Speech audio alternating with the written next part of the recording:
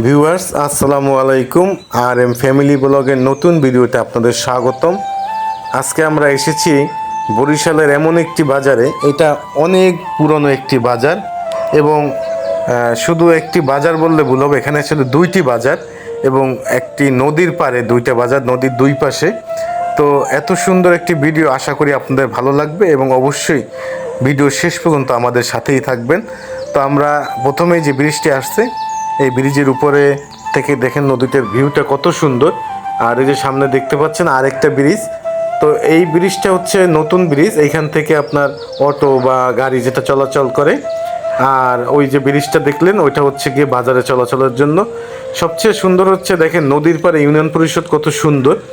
আর এই যে ঘাটটা দেখতে পাচ্ছেন, এই ঘাটেই হচ্ছে ইউনিয়ন পরিষদের যারা আসে বেশিরভাগ এইখানে।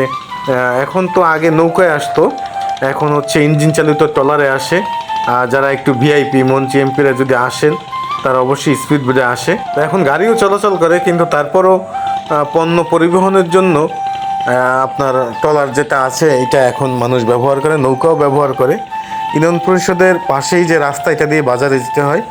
তো এই বাজারটা যেতে হলে আপনাকে দুইটা বড় ব্রিজ এবং কিছু কালভার্ট, ছোট ব্রিজ, খাল পার হয়ে যেতে হয়। আর এই যে দেখতে পাচ্ছেন এটা একটা কালভার্ট, এটা একটা খালের উপরে। এখান থেকে বাজারটা শুরু হয়েছে মূলত। এই হোটেলের খাবারটা অনেক সুস্বাদু, আর এটা আরেকদিন এই ভিডিওটা করবো ইনশাল্লাহ। যাই হোক, আমরা বাজারের ভিতর প্রবেশ করলাম।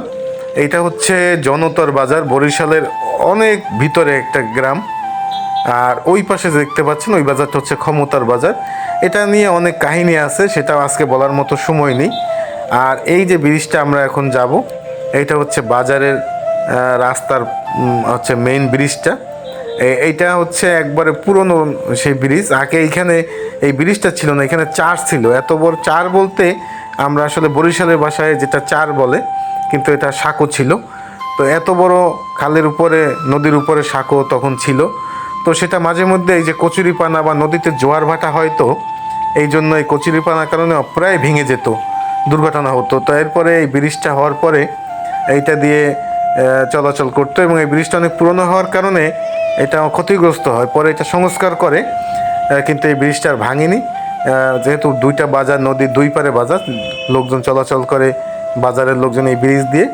আর সবচেয়ে বড় বিষয় হচ্ছে এইখানে এক পাশে ইউনিয়ন পরিষদ আর বাজারের আরেক পাশে হচ্ছে একটা স্কুল, প্রাইমারি এবং হাই স্কুল দুইটাই, মলুহার ওয়াজেদিয়া মাধ্যমিক বিদ্যালয়।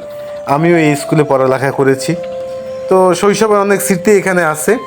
আর নদীর দুই পাশে যে নৌকোগুলো দেখতে পাচ্ছেন, এই নদীতে যারা আসে তা তো আগেই বললাম নৌকায় আসে। এবং বিভিন্ন লোকজন যারা আসে এই বাজারে আসতেছে, আমি ছোট সময় থেকেই তাদেরকে দেখেছি, এখনও তারা এই বাজারে আসে। যেমন কেউ পান বিক্রি করে, কেউ চুন বিক্রি করে, সবাই যার যার মতো করে নিয়ে আসে। আবার এখানে যারা আশেপাশে লোক আছে তাদের যে সবজি হয় সেটাও তারা এই বাজারে নিয়ে আসে। তো বাজারের যে মেইন বিষয়টা বা জায়গাটা সেটা হচ্ছে আরও সামনে, এই দুই পাশে দোকানপাট। তো এই বাজারে মোটামুটি সবই পাওয়া যায়। আর সবচেয়ে যে আপনাদের মজার বিষয়টা দেখাবো সেটা হচ্ছে এই বাজারে যারা সবজি বিক্রেতা বা ব্যবসায়ীরা আছে তারা কিন্তু সবাই নৌকায় আসে, বেশিরভাগই নৌকায় আসে। তারা নৌকায় এসেই আপনার নদীর পাড়ে এইখানে বাজার বসে বেচাকিনা করে, আবার নৌকায় করে বেচাকিনা শেষ হলে রাত্রে চলে যায়।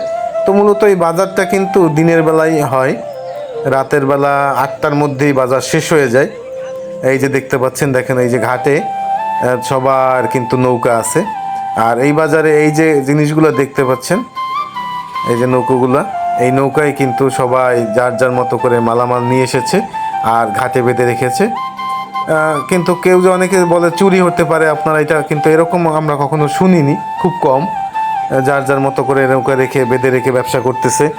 আর এই বাজারে যে সবজিগুলো দেখতে পাচ্ছেন এটা কিন্তু কোনো আড়তের নয়, এটাই এরা সংগ্রহ করে আশেপাশে বিভিন্ন যারা আছে বাড়ি সবজি চাষ করে তাদের থেকে, এবং তারা এখানে নিয়ে আসে। এবং যারা আশেপাশের লোক আছে তারা নিজেরাও কিন্তু এখানে ব্যবসায়ী ছাড়াও ব্যক্তিগতভাবে নিয়ে আসে।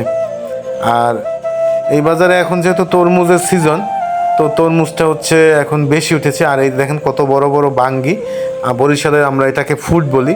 এটা এতটা ঘ্রাণ এবং সুস্বাদু, আসলে যারা খেয়েছেন তারা অবশ্যই জানেন। আর যারা খাননি, যদি কখনো বরিশালে আসেন, বরিশালে প্রায় অনেক বাজারে এটা পাওয়া যায়, তো অবশ্যই একটু খেয়ে দেখবেন। আর অবশ্যই কমেন্টস করে যদি কেউ খেয়ে থাকেন আমাদের অবশ্যই জানাবেন। আর যদি কেউ ভবিষ্যতে খান তখন কেমন লাগে সেটাও কিন্তু আমাদের বলতে পারেন।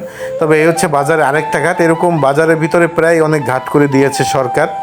এই ঘাটেই আপনার ট্রলার বা নৌকা বেঁধে রাখে, তো আশেপাশেও বাঁধে। মালামাল পরিবহনের জন্য ঘাটই আসলে খুব সুন্দর। এবং আসলে তরমুজের বিষয়টা, যেহেতু এখন তরমুজের সিজন বললামই, সবার কাছেই কিন্তু কম বেশি তরমুজ আছে। এবং এগুলো কিন্তু আশেপাশে এলাকায়, এমন না যে বিভিন্ন জেলা থেকে আসছে এরকম না। এগুলা কিন্তু এই বরিশালের এই তরমুজ। আর আপনারা জানেন বরিশালে প্রচুর পরিমাণে তরমুজ চাষ হয়। এবং এটা হচ্ছে বাজারের আরেক সাইড, যেহেতু ওই পাশের বাজার, নদীর ওই পাশে যে ক্ষমতার বাজার, ওই পাশে আমরা কিন্তু যেতে পারিনি সময়ের অভাবে। তো আরেকদিন সময় পেলে অবশ্যই ভিডিওটা করবো এবং আপনাদের দেখাবো। আজকে এই বাজারটাই ঘুরবো। এবং এই বাজারে কিন্তু আগে মাছ আসতো, এখন মাছ আসে, কিন্তু এই মাছগুলা কিন্তু আশেপাশের যে নদী আছে, এই নদীর বিশেষ করে ইলিশ মাছ কিন্তু এখানে বরফের খুব কমে আসে। আশেপাশে যে নদীর ইলিশ মাছগুলো সেগুলোই বেশি আসে। তো ভিউয়ার্স, আজকে এই পর্যন্ত। আশা করি আমাদের ভিডিওটি ভালো লেগেছে। যদি ভিডিওটি ভালো লেগে থাকে অবশ্যই একটি লাইক দিবেন এবং অবশ্যই আমাদের চ্যানেলটি সাবস্ক্রাইব করে দেবেন।